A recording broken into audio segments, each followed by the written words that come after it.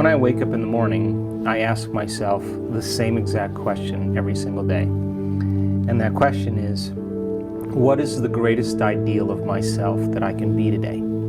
There's enough science to support this concept that when we begin to become conscious of our unconscious thoughts, we begin to notice our unconscious habits and behaviors, and we begin to pay attention to our emotions.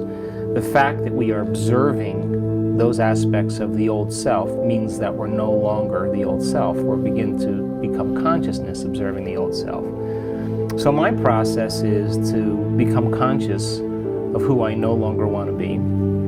And if 95% of who we are by the time we're 35 years old is a set of memorized behaviors, attitudes, beliefs, perceptions, and emotional reactions that function like a subconscious computer program, then it's entirely possible that we're unconscious most of our waking day, right? So then the hardest part about change is not making the same choices we did the day before. So the biological model of change requires unlearning and relearning. It requires breaking the habit of the old self and reinventing a new self. What we say in neuroscience, pruning synaptic connections and sprouting new connections, unmemorizing emotions that are stored in the body, and then reconditioning the body to a new mind and to a new emotion. It's literally drawing your energy from the past and putting it into the future. Deprogramming and reprogramming, breaking the habit of the old self is really the model. So when I sit down in my discipline, in my morning meditation, the first thing that we have to do is we have to become conscious of our unconscious self. So it's entirely possible that we're judging other people and we don't know that we're doing it because it's an unconscious program. It's entirely possible that we're living by guilt every single day because it's become so common and so familiar to us. So as we begin to become conscious of those unconscious states, we're going into the operating system of the subconscious and making them conscious.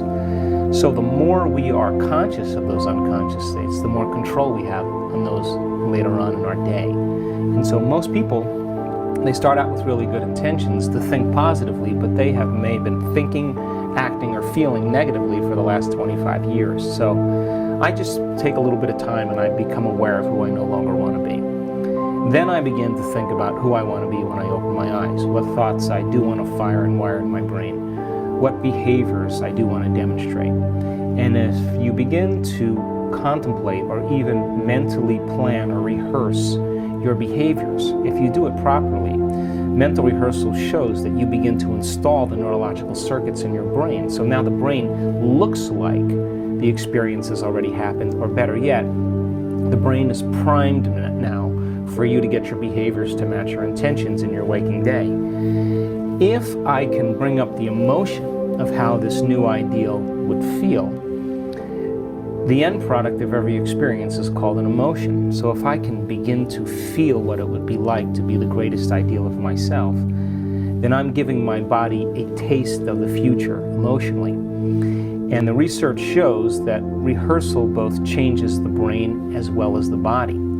So then if I can get my brain primed to be thinking differently, and I can get my body primed to be feeling differently, how you think and how you feel creates a state of being. And the quantum field responds to who we're being. So our job then is when we get up from our meditation, we should feel differently than when we sat down. But that's not enough.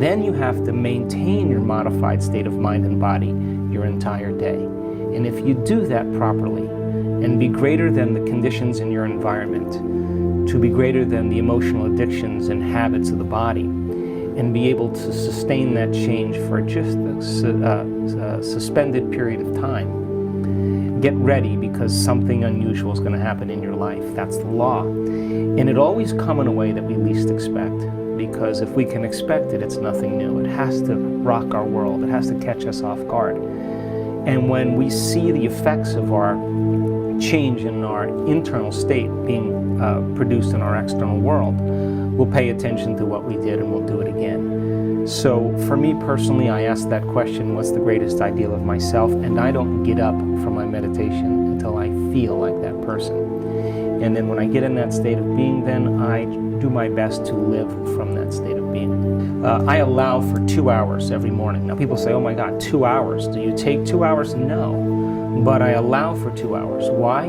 Because if I allow for 1 hour, my ego will say, well, there's not enough time, you won't get it done. But if I allow for 2 hours, I'm not thinking about time. So some days I'm able to find the sweet spot of the present moment, and in a matter of moments, I can become conscious of my unconscious self and then decide who I want to be and bring up the thoughts and emotions, and I can change my state of being.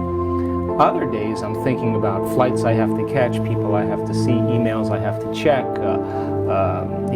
staff members I have to meet with, and I'm not in the present moment. So it may take me some days 45 minutes to an hour just to keep bringing my body back to the present moment. But that's the work. And I always know that if I keep going and I keep working with bringing the body back to the present, either from the future or from the past, if I do that properly, I always say the same thing when I connect. I always say, that was so worth it. It was so worth making the effort to get beyond myself. So I allow for 2 hours, and it doesn't normally take me 2 hours, but if I allow for 2 hours, then I can relax and not have to think about time. Yeah, I'm fascinated with the placebo response because the placebo studies show that anywhere from 10% to 100% people can heal themselves by thought alone. And when we are told that a sugar pill or a saline injection or a sham surgery can produce some biological change in us, that for a certain percentage of people, they actually begin to select the potential in the quantum field called I am healthy, and they begin to emotionally embrace what it would feel like to be healthy. And when they combine a clear intention with an elevated emotion, they begin to change their state of being. And for a certain percentage of those people, their body begins to create their own pharmacy of chemicals to match the exact chemicals of the fake sugar pill that they're taking. So people would say that it's their belief in the saline injection or the drug or the surgery that gets the person better. So I began to think, well, do you need a sugar pill? Do you need a saline injection? Do you need a sham surgery to cause people to move into these states of being? In other words, can you teach people how to do it? And so some of the workshops that we've been doing around the world in the last year and a half or so is it's become very clear that we've seen people heal themselves of MS, of lupus, of chronic pain, of Hashimoto's syndrome, of cancer, of diabetes. I mean, this is real scientific evidence that they're really making some substantial changes by thought alone. And so that started happening right in real time during our events. In other words, someone with MS that was paralyzed in their leg, who moved around in an automatic motorized wheelchair, is now standing up in front of the room and running around the room. You got to start thinking, how did that happen? So in real time, they started signaling new genes in new ways, turning on the genes for growth and repair, and turning off the genes for the disease. And we started seeing it over and over again. So I started thinking, it's happening in real time. It's like they're taking the placebo. But instead of them putting their belief and acceptance into something that's known, they're putting their acceptance into the unknown. And they're continuously revisiting it until they made it known. And their body began to respond to their mind. So we brought in a team of neuroscientists, we brought in a team of researchers, physicists, and we began to measure people's brains before and after our advanced workshops. In other words, we scanned over 500 people's brains. They came in beginning of the event, they went in through a process where we put a quantitative scan on their brain. They went through 4 days of training and we scanned their brain after. Then we randomly selected, probably 50 or 60 people, and we brought them right up in the room, hooked them up to the brain scan, and right during our meditation, we wanted to see what was going on in their brain in real time. We have people wearing heart rate monitors because we believe that when you open your heart, there's a change in your heart rate rhythms. It's called heart rate variability. And if you feel appreciation, and you feel loving kindness, and you feel joy, there's an alteration when the heart gets highly coherent. We notice that when you get people's heart coherent, their brain gets coherent. When their brain gets coherent, their heart gets coherent. And when your brain is coherent, you're more coherent. And when your brain works right, you work right. So we also measured the energy in the room because people were saying, oh my God, at the end of the event, the energy in the room is so incredible. Well, I just didn't want it to be a subjective measurement. I wanted it to be an objective measurement. So we brought in the deputy director of the Department of Physics, the University of Russia, St. Petersburg, with his sophisticated instruments to measure the energy in the ambient space of the room. We measured the energy field around people's bodies. We measured the energy centers of their bodies. We measured epigenetic changes in urine. We had people pee in cups before and after and spit into cups. We wanted to measure if genes were being signaled in new ways. And the answer to all of this is that when you give people proper information, and we use science really as the contemporary model of mysticism. Science is what demystifies the mystical. And they can begin to understand that information. If they learn information, they make new connections in their brain. So there's a physical change in their brain. If they can repeat that information, now they're wiring it in their brain. Now, if you give them the proper instruction and you get their behavior to match their intentions, they should have a new experience and it should transform them in some way. Well, if we can measure that transformation and interpret that information, that's more information to teach transformation. And if we measure it again, we can begin to close the gap between knowledge and experience. And we learned so many amazing things in the last year and a half. And common people, when given the proper information, will do the uncommon. And they don't have to be a Buddhist monk, they don't have to be an academic, they don't have to have 50 years of training in meditation. You can develop a skill.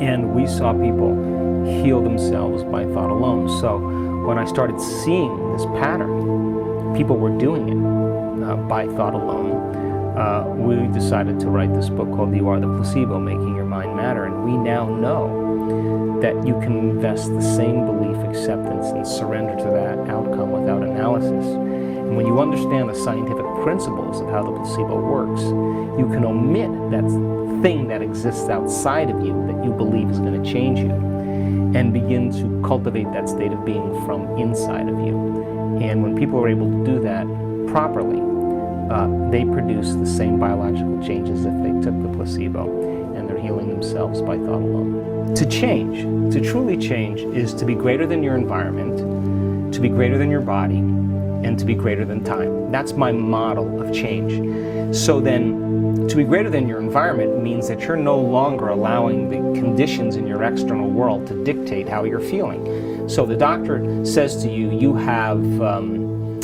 type 2 diabetes, you're going to live with the rest of your life.